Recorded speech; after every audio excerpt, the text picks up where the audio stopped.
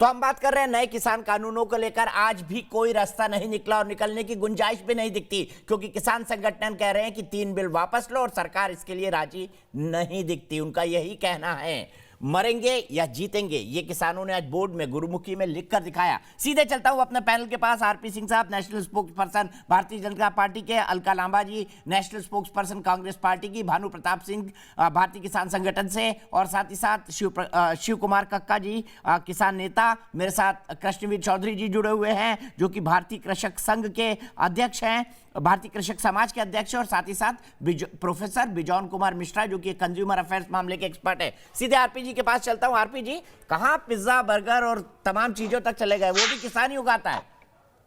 नहीं, किसान तो उगाता है, पर मैं तो जो कह रहा था कि एक भैंस और काली गाय के बीच में फर्क नहीं बता, तो किसानियत की बात क्यों करते हैं जी? और कक्का जी, मैं आपसे हाथ जोड़कर निवेदन करता हूँ, हमें मुद्दे बताइए, मुद्दे क्या है? अब बिल भूलिए, बिल छोड़ दिया, मुद्दे बताइए, मुद्दों की बात करें। एमएसपी पर लिखित आश्वासन सरकार देने को तैयार है। आपकी मंडियां रहेंगी, पुरानी मंडियां रहेंगी, सरकार ये भी लिखित देने को तैयार है। उन मंडियों पर सरकार और पैसा खर्चने को तैयार है। नई मंडियों पर पुरानी मंडियों जैसा टैक्स आप लगा सके, ताकि पुरानी मंडियों नई मंडियों फर्क ना हो सके और नई मंडी वाले कोई फायदा उठा सके, इसके लिए सरकार तैयार है। एसडीएम कोर्ट से आगे बढ़कर आप जाना चाहते हो सिविल कोर्ट में, सरकार उसके लिए भी तैयार है।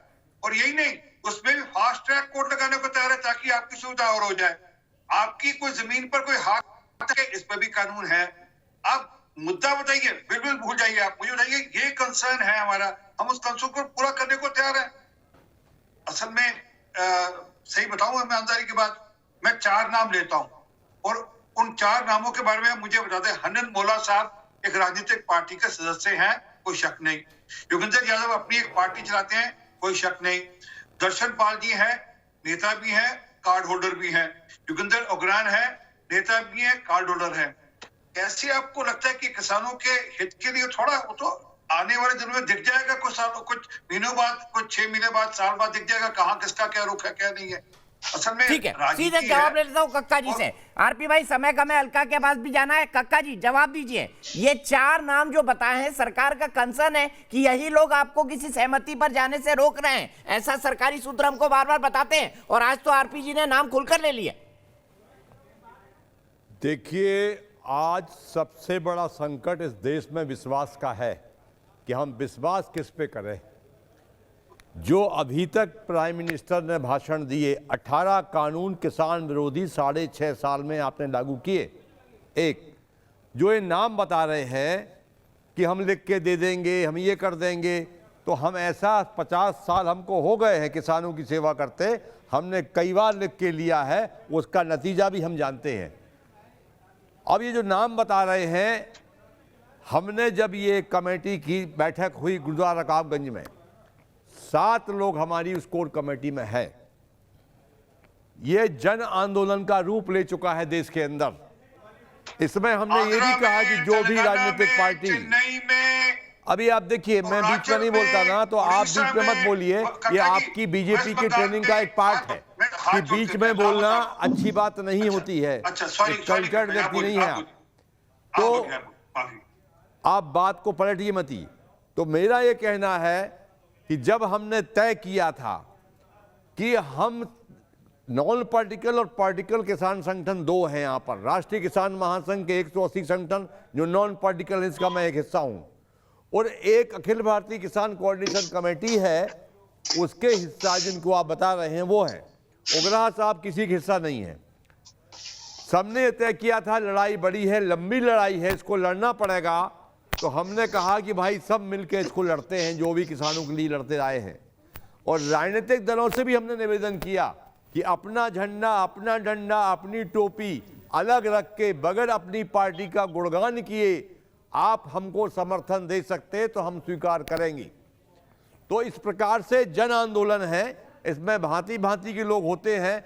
व्यक्तिगत किसी पर, नेता पर मैं टिप्पणी नहीं करना चाहूंगा। हमारे लिए वो हमारा एक सिपाही है, सैनिक है, पूरी ताकत से, ईमानदारी के साथ किसानों की लड़ाई। मैं अलका सीधे आपके पास आऊंगा, लेकिन कुलदीप सिंह जी पठानकोट से, आरपी भाई मैं बिल्कुल आऊंगा 1 मिनट के लिए। कुलदीप सिंह जी मेरे एक दर्शक पठानकोट से जुड़े हुए हैं। कुलदीप सिंह जी क्या कहेंगे, आंदोलन सही है, आप इसको उचित मानते हैं या नहीं?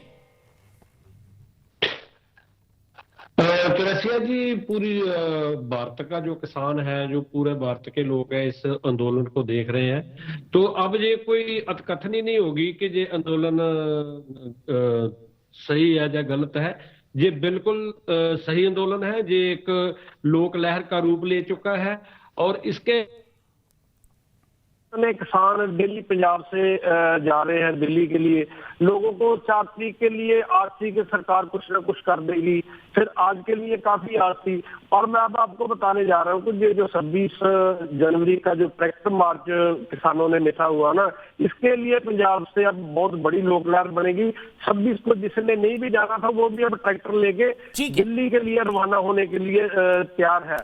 इससे आप अंदाजा लगा सकते हैं कि ये आंदोलन गलत नहीं है।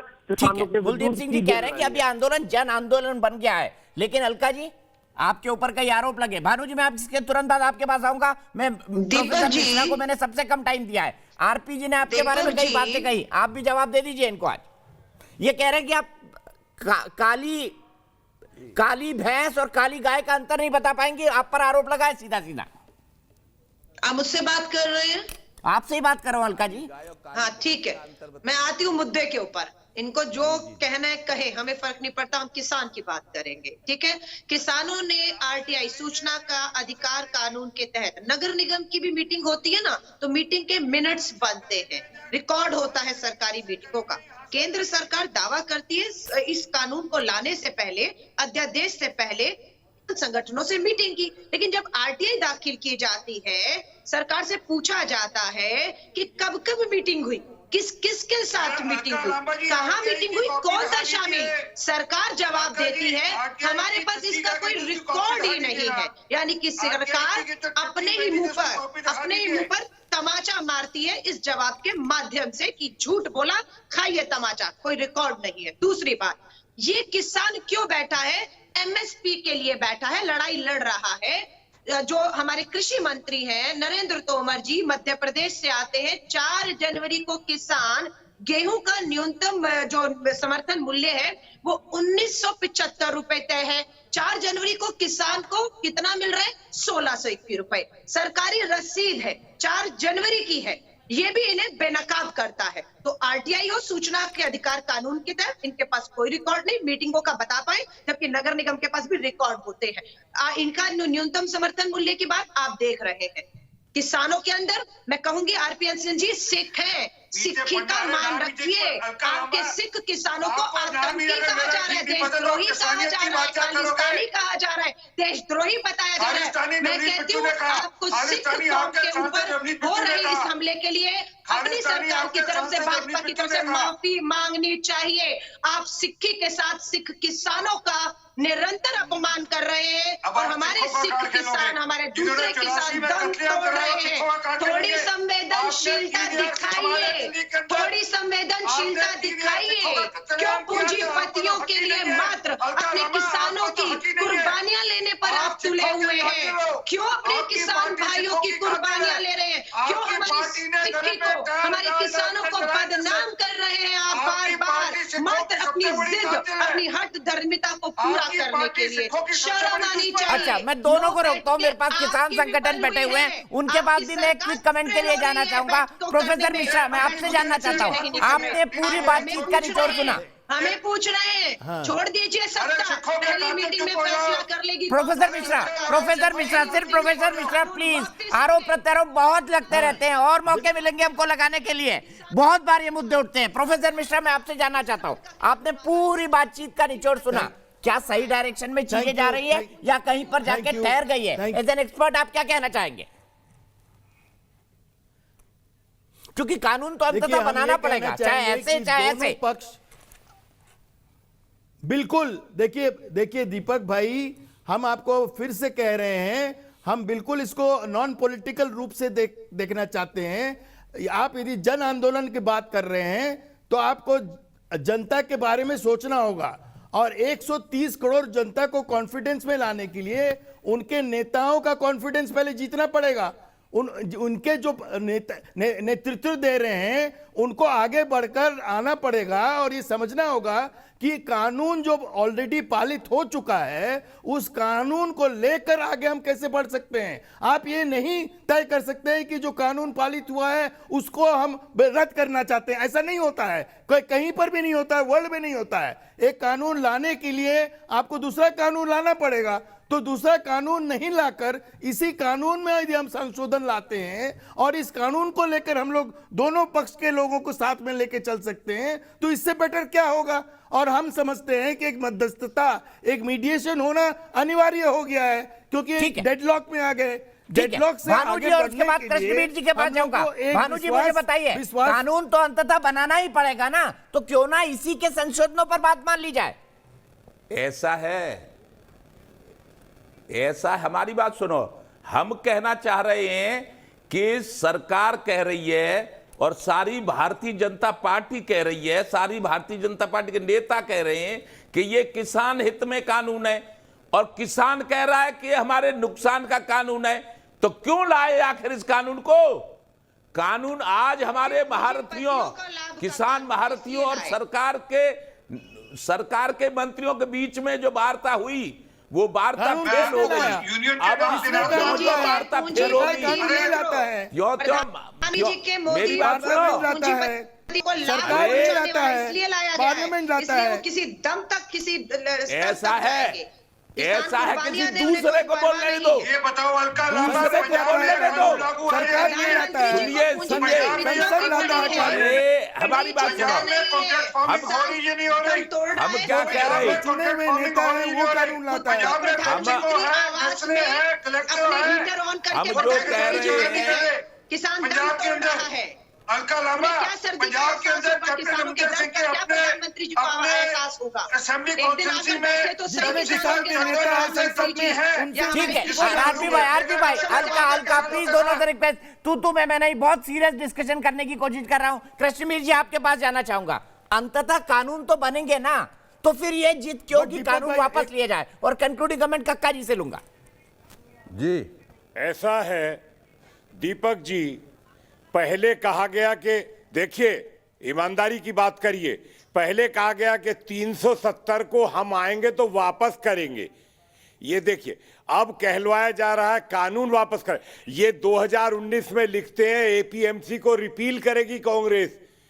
2005 से लेके ये Yogendra Yadav NAC national advisory council में मेंबर थे सोनिया गांधी की, तब तो एपीएमसी में अमेंडमेंट और कॉन्ट्रैक्ट फार्मिंग की बात, तब तो बाजार खोलने की बात, और ये अब यहाँ के ये दूसरी नौटंकी और ड्रामा, ये इस तरीके से सत्ता में रहेंगे कुछ और बात करेंगे तो सफेद कानून है, सत्ता के बाहर ब्लैक कानून। मेरा ये कहना है कि अगर कॉन्ट्रैक्ट फार्मिंग होती है तो उसमें एमएसपी को रिजर्व किया जाए। ज्यादा मत बोलिए, बकवास मत करिए, अपने औकात पर रहिए।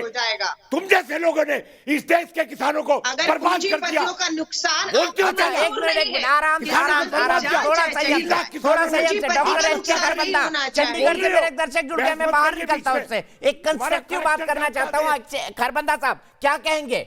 ये आंदोलन आप उचित मानते हैं? आपको लगता है कि कुछ ज्यादा हो गया? नहीं जी, बिल्कुल उचित है आंदोलन। देखिए जो जिसके जान पे आ बनी है तो वो आंदोलन नहीं करेगा तो और क्या करेगा? बिल्कुल कोई रास्ता तो निकालना ही पड़ेगा। बिल्कुल ठीक बात कर बंदा जी, दो टूक बात कही आपने। कक्का जी के पास चलता हूं इसी बात को लेकर। कक्का जी 30 सेकंड का कंक्लूडिंग कमेंट अब मैं चाहूंगा आपसे। अब आगे क्या रास्ता? एग्रो प्रोसेसिंग में जाओ मत, देखिए हम बनाओ मत। तब तपस्या और साधना कर रहे हैं, 70 शहादत हम दे चुके हैं और जितनी लाशें चाहिए हम सरकार को देंगे। घर जिंदा नहीं जाएंगे, या हमारी लाशें जाएंगी या एक कानून को रद्द सरकार को करना पड़ेगा। दो टूक जवाब हमारा सरकार को है। ठीक है, आप सबका बहुत बहुत शुक्रिया। लेकिन चलते चलते मैं इतना कहना चाहूंगा कि प्रजातंत्र में बातचीत सबसे ज्यादा जरूरी है। और क्या गतिरोध बढ़ गया, ये हमारा सवाल था। 90% लोग कहते हैं हाँ और 10% लोग कहते हैं नहीं, गतिरोध बढ़ा हुआ सा लगता है। देश की बहस में आज के लिए इतना ही।